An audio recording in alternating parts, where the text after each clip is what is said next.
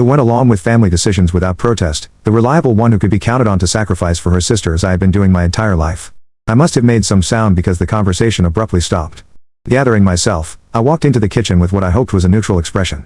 "Need any help with dessert, Mom?" I asked, my voice surprisingly steady, despite the storm brewing inside me. "No, dear, just getting the coffee ready. Go sit down. We will be right there." I returned to the dining room where Cassandra was showing Tyler something on her phone, both laughing. My sister looked up at me with a smile that now seemed calculating rather than warm. "Everything okay, sis? You look weird." "Just tired from work," I replied, taking my seat. When my parents returned with coffee and my mother's apple pie, I waited for them to broach the subject. Part of me hoped I had misheard or misunderstood, that they could not possibly be planning what I thought they were. My father cleared his throat after serving the pie. "Amanda, we wanted to discuss something important with you. It is about your grandmother's house." "My house?" I corrected quietly. He blinked momentarily, thrown off script. "Yes, well, technically, but we have been thinking about Cassandra's situation." My mother jumped in, her voice taking on the syrupy tone she used when trying to persuade someone. "Her sister is going to have a baby, Amanda. They need space, a proper home to raise a child." "Eh?" I prompted, a coldness settling in my chest. "And we think the most sensible solution would be to sell the country house," my father stated plainly. "It would provide enough money for a down payment on a nice apartment for Cassandra and Tyler, something with 2 bedrooms in a good school district." I stared at them, waiting for some acknowledgement of the audacity of what they were proposing. None came. "The house belongs to me," I said slowly. "Grandma left it to me in her will. I have been paying the taxes, the insurance, the maintenance. I have put thousands of dollars of my own money into renovations. And no one is saying you have not done a lovely job with it," my mother rushed to add. "But be practical, Amanda. You only go there on weekends. Their sister needs a home every day." "So buy her one?" I replied, my voice hardening. "Why does it have to be my house that gets sold?" "Because we do not have that kind of money just sitting around," my father snapped, his reasonable facade cracking slightly. "This is about family helping family. Your sister is pregnant," my mother added, as if I could have somehow forgotten this fact. "Do not you care about your niece or nephew growing up in a good environment?" I turned to look at Cassandra, who had been uncharacteristically quiet during this exchange. She met my gaze with a mix of entitlement and challenge. "I already started thinking about how we'd set up the nursery," she said. "The second bedroom gets such good morning light. It would be perfect." The casual way she spoke about my space, the room where I kept my grandmother's quilts and my own painting supplies, ignited something fierce within me. They had already been planning this, discussing it, making decisions all without a single word to me until now. "You would get a portion of the proceeds too, of course." "How generous," I replied, unable to keep the bitterness from my voice. "And did anyone consider asking me before making these plans, or did you just assume I would go along with it as always?" "Amanda," my mother sighed. "Do not be difficult. This is what families do. They support each other." "Support goes both ways, Mom. But has anyone in this family supported what I want, what I need?" A tense silence fell over the table. This was not how our family operated. Open conflict was avoided, particularly when it came to Cassandra getting her way. Tyler, looking deeply uncomfortable, finally spoke up. "Maybe we should discuss this another time when everyone is calmer." "There is nothing to discuss," I said, standing up. "The house is mine. I will not be selling it. Not now, not ever." "Amanda," my mother gasped. "Sit down. We are not finished." "I am," I replied, grabbing my purse. "Thank you for dinner." As I headed for the door, my father called after me. "Think about it. At least family has to come first." I paused with my hand on the doorknob. "That is exactly what I am doing." I left without another word, the slam of the door behind me punctuating my exit in a way that was deeply out of character for the accommodating daughter I had always been. As I sat in my car, hands gripping the steering wheel, I realized they had fully expected me to eventually agree. After all, I always had before. Not this time. The next weekend I drove to the country house with a heaviness in my heart I had never associated with this place before. For 5 years, crossing the threshold of the old farmhouse had always brought an immediate sense of peace. Now, as I unlocked the door and stepped inside, I felt the weight of my family's betrayal accompanying me. I walked through each room, slowly taking in details I had come to love. The kitchen with its vintage 1950s mint green refrigerator that I had specially restored. The living room with a stone fireplace where my grandmother and I had spent countless evenings playing cards and talking about life. The master bedroom where I had carefully preserved the hand-carved bed frame my grandfather had made as a wedding gift for my grandmother. Out on the wraparound porch, I sat in my grandmother's rocking chair and tried to imagine this place belonging to strangers. The thought brought physical pain. This house was not just wooden nails and property value. It was memories and connection, and the only place where I truly felt my grandmother's presence. My phone had been buzzing consistently since I left my parents' house the previous Sunday. I had responded minimally, sending only brief texts assuring them I was fine but needed space. Now, as I sat on the porch watching the sunset paint the sky in shades of orange and pink, my mother called again. "Amanda," she began without preamble when I answered. "I wish you would stop this sulking. We are trying to have a serious family discussion." "There is nothing to discuss," I replied, keeping my voice even. "This is my house. I am not selling it." "Your sister is in tears," she countered, wielding the weapon that had always worked before. "Cassandra's tears have been the trump card in our family dynamic since childhood. I am sorry to hear that, I said, surprising myself with my lack of usual guilt, but that does not change my decision. Your father has already spoken to a realtor friend of his. He says we could list next week. The casual way she mentioned this sent a fresh wave of shock through me. Without my permission? I am the legal owner, Mom. Only I can sell this house. Do not be technical, Amanda, she sighed. This is a family matter. No, it is a legal matter, and I am telling you clearly, I will not be selling my house. The conversation ended with my mother's frustrated huff and a click as she hung up on me. That was only the beginning. Throughout the weekend, the calls and texts continued. My father sent links to apartments he thought would be perfect for Cassandra, along with notes about how much they would cost. My sister sent photos of baby furniture with captions like, "This crib would look so cute in the upstairs bedroom." By Sunday evening, as I was preparing to return to the city, I received the most shocking message yet. My father texted, "We have arranged an open house for next Saturday.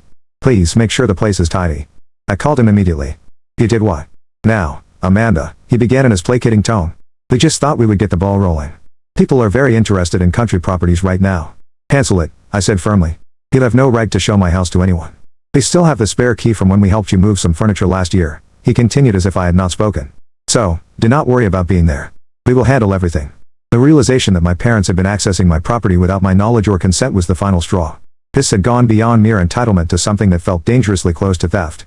I ended the call and immediately called my friend Stephanie, who had been my confidant through many family dramas over the years. "They did what?" she exclaimed after I explained the situation. "Amanda, that is not just inconsiderate, it is illegal. They cannot sell property that does not belong to them." "I know," I sighed, "but they do not seem to care about that minor detail. What are you going to do?" I stared out at the darkening sky, the first stars beginning to appear. "I do not know yet, but I am not going to let them take this from me." "Good," Stephanie said firmly. "It is about time you stood up to them. They have been taking advantage of your good nature for years." After we hung up, I sat for a long time thinking about my options. I could change the locks, but that would only be a temporary solution. I could confront my parents again, but they had already shown they were unwilling to listen to reason. I could involve lawyers, but the thought of legal action against my own family made me sick to my stomach. As I drove back to the city that night, an idea began to form. It was extreme, perhaps even a bit vindictive, but the more I thought about it, the more it felt like my only option for taking control of the situation. I was a real estate agent. If anyone was going to sell my house, it would be me, and it would be on my terms, not theirs. The decision settled in my mind like a weight being lifted. By the time I reached my apartment, I knew exactly what I was going to do. My parents wanted to sell my house for Cassandra. Fine, but they were about to learn a harsh lesson about making assumptions about my compliance. Monday morning, I went straight to my broker's office. "Darren," I said as I sat down across from him, "I want to list my own property, and I need it to happen fast." The next 2 weeks were a blur of activity. As one of the top agents at my firm, I knew exactly how to position the property for a quick sale. I called in favors from photographers, stagers, and listing specialists. By Wednesday, professional photos showcasing the charming character of the farmhouse and the beauty of the surrounding land were ready. I carefully crafted the listing description myself: historic farmhouse with modern amenities set on 2 acres of landscape grounds, including established apple orchard, original hardwood floors, stone fireplace, and handcrafted details throughout. Updated kitchen and bathrooms, new roof, and completely rewired. 90 minutes from downtown. Perfect weekend retreat or year-round residence for those seeking peace without sacrificing comfort. I deliberately priced it slightly below market value, knowing this would generate immediate interest. While I wanted a quick sale, I was not desperate enough to give the property away. The current market for country homes was strong, with city dwellers increasingly looking for escape properties within commuting distance. My broker Darren raised an eyebrow at my urgency but asked few questions. We had worked together long enough for him to trust my judgment, even if he sensed there was more to the story than I was sharing. "Any special request for showing protocols?" he asked as we finalized the listing agreement. "Yes," I replied. "No public open houses. Qualified buyers only with proof of funds or pre-approval. And I want to personally approve every showing. This would allow me to control who saw the property and when, reducing the chances of my parents or sister finding out prematurely." I had been deliberately vague in my communications with them over the past few days.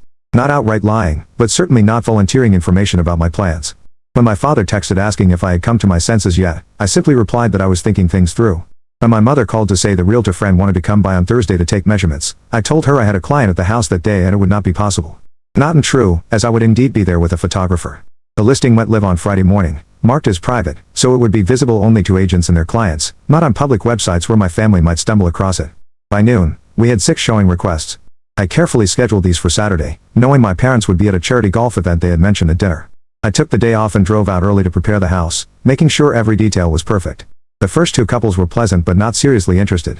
The third, a pair of artists looking for a studio space, loved the property but were clearly stretching their budget. The fourth and fifth were investors looking for vacation rentals, which made my heart sink at the thought of my grandmother's beloved home being turned into an Airbnb. The final appointment of the day was with Gabriel Jackson, a successful businessman in his mid-40s who was looking for a private retreat away from his high-pressure job in the city. From the moment he walked through the door, I could see his genuine appreciation for the character of the house. This craftsmanship, he said, running his hand along the oak beam of the staircase. You do not see work like this anymore. As I showed him around, Gabriel asked thoughtful questions not just about the practical aspects of the property, but about its history and character. When we reached the studio in the converted garage, he spent a long time looking at the space. My late wife was a painter, he explained quietly. She always wanted a studio with north light like this. There was something in his manner, a respect for the property and its significance, that reminded me of my own attachment to the place. When he asked if we could sit on the porch for a few minutes before he left, I agreed. This is a special property, Amanda, he said as we sat in the rocking chairs overlooking the orchard. I can tell it means a great deal to you. I hesitated, then found myself explaining the situation, not the full family drama, but enough for him to understand that selling was a difficult decision for me. My grandmother left it to me, I said. I always thought I would keep it forever, but circumstances have changed. Gabriel nodded thoughtfully. If I were to make an offer, would it give you some peace to know that I would care for this place as you have? I would not tear it down or subdivide the land. I just want somewhere quiet to read books and watch the seasons change. By the time you left, I had a feeling you would be making an offer. Sure enough, his agent called mine within 2 hours. The offer was clean, for the full asking price, with a request for a quick closing but flexible occupancy to give me time to say goodbye to the house properly. I accepted immediately. The next 2 weeks were a whirlwind of paperwork, inspections and surreptitious packing. I told my family I was busy with a big listing at work, which was not entirely untrue. I avoided Sunday dinner, claiming client obligations. When my mother pressed about when they could reschedule their planned open house, I deflected with vague comments about still figuring things out. In truth, I was carefully removing personal items from the country house, focusing on things with sentimental rather than monetary value, my grandmother's handwritten recipe cards, the quilt she had made for my high school graduation, family photographs that could not be replaced. I worked with my attorney to ensure all the paperwork was impeccable, leaving no possible legal challenges.